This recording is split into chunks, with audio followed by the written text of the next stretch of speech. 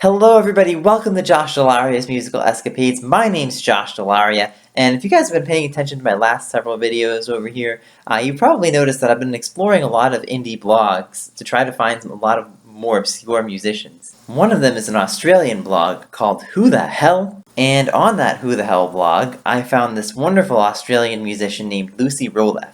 Now what's cool about Lucy is that not only does she sing, write, and play some awesome music, but she also does a lot of artwork, particularly painting and illustrations. As a matter of fact, she actually used one of her paintings as part of the album artwork for her most recent album, Left Alone in a Room. So I reached out to Lucy like I reach out to pretty much everybody that I'm going to show here on the channel, and obviously some people respond, not everybody, but Lucy responded back to me. And one of the things she mentioned was that she's a very intuitive songwriter and doesn't tend to use a lot of music theory aspects to guide her songwriting. And what I didn't tell her was that I actually think that the intuitive side of songwriting is probably the more important side if you were only to have one or the other. Obviously, I think that if you can use music theory and your song can still sound really good, then that's probably better than just having one of those aspects alone. But if you were only able to pull together one of those aspects to put into your music, I would definitely focus more on that intuitive side. Trying to make the song sound good. After all, you can use all the music theory that you want in a song, but if it doesn't sound good, then it doesn't make sense to use any of it. So I'm going to go ahead and play one of the songs from that new album called I Went to the Ocean. Now, of course, this song is just a couple months old, which means it is part of 2019, so it is going to be eligible for the top 20 at the end of the year. So once I'm done going through all the song and everything, as I've done with all my 2019 songs so far, I will let you guys know if I think this song has the opportunity to make the top 20. So here it is, I Went to the Ocean by Lucy Roleff.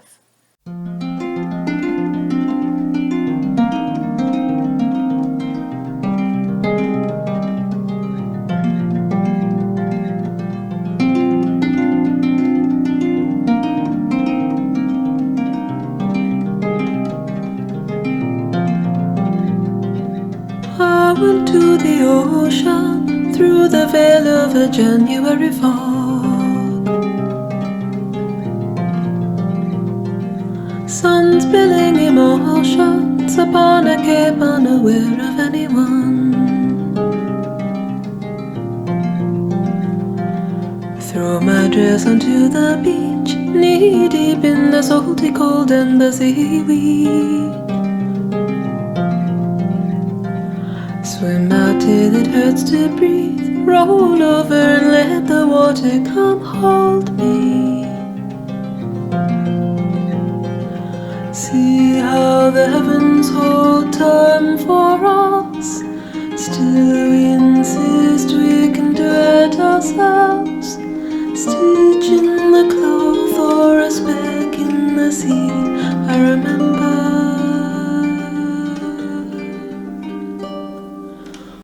Home a cove of pleasant trees, marmalade and the sound of animals. Wring my hair into the sink, draw a face where some adversary walls. Madeleines and milky tea in the garden beneath the fig and the loca tree. Call a friend to hear her speak, wait for something to come around and involve me. How can I mend this life for us? Detail the hems and the ties for us. Deep in the night with the cat at my feet, I remember to stop.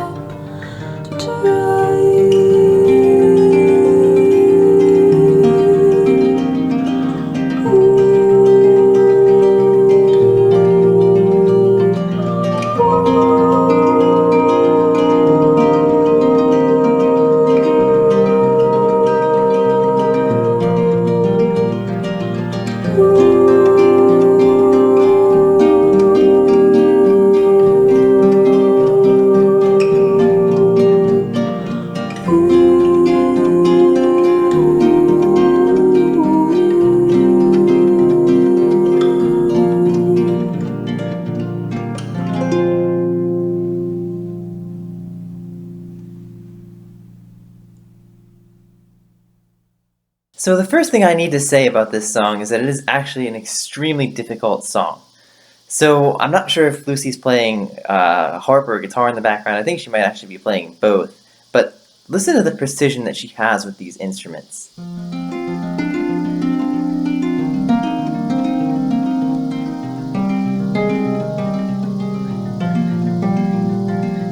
Yeah, this may seem very easy to do. In all honesty, it is not. It is extremely difficult to get all those notes to sound exactly the way she plays them in that sequence. Mainly because it's a lot of notes and they all come very fast. So being able to play them, it requires a ton of practice. You could try to wing it and practice this maybe only a couple times, but it's not going to sound good on recording or live if you've only played it a couple times and you have this much stuff to play out there. So I know that by her actually playing this properly, she has gone through the practice of going through this probably thousands of times. And also, the fact that the harp and the guitar are so exposed makes it doubly important for Lucy to get everything down properly. Because if she made a mistake in there, everybody would know about it. So the fact that she doesn't is really a big testament to how much work and effort she put into practicing this song. Okay, so I want to talk about these lyrics a little bit here, and I'm going to play the first verse for you guys. I went to the ocean through the veil of a January fog. Sun spilling emotions upon a cape, unaware of anyone. Throw my dress onto the beach, knee deep in the salty cold and the seaweed. Swim out till it hurts to breathe, roll over and let the water come hold me. So there's so much imagery in these lyrics that I just absolutely love. I love that she uses the whole idea of the January fog, which if you're from America, you probably would have to think of that as like the July fog out here, or something like that, because Australia is the opposite end. But that's kind of the image that she's trying to get at, is that she's going out in this haziness to the ocean and all that sort of stuff, and it just creates a great image so that you can really picture what's going on. Also things like the salty cold and the seaweed, and swim out to where it hurts to breathe. All that sort of stuff. It gives you a ton of great imagery. It gives you a really clear picture of exactly what's going on. I also think that Lucy has some excellent contour in these lyrics too. So for example, listen to the last line of each verse here. Swim out till it hurts to breathe, roll over and let the water come hold me. Call a friend to hear her speak, wait for something to come around and involve me. So what she does is she actually adds an extra syllable to that line. And do you notice that she actually goes up a little bit of an extra step on that extra syllable? That actually really gives those lines a different kind of character almost. And I think that it makes it for a very different sound, and I really like it. It gives the song a lot more variety. Also, listen here to how the chorus is built up, melodically anyways. See how the heavens hold time for us, still we insist we can do it ourselves. Stitch in the cloth or a speck in the sea, I remember. It's almost as if it's kind of like going up step by step, as if like you're gradually climbing up a mountain, and then on the other side, you kind of go down the mountain gradually again. Alright, I want to dig into this ending here as well. There's a lot to cover in this.